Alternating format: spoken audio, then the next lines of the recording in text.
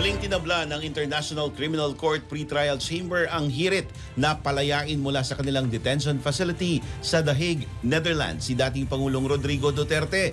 Sa ulat ng abogado.com.ph, pinanindigan ng ICC na dapat manatili sa kanilang kustodiya si Duterte dahil mapanganib umano kapag pinalaya ito.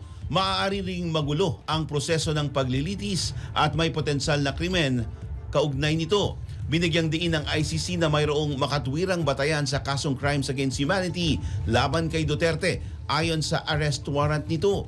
Walang sapat na dahilan umano para magbago ang nauna na nilang desisyon na huwag pagbigyan ang hirit na interim release ni Duterte.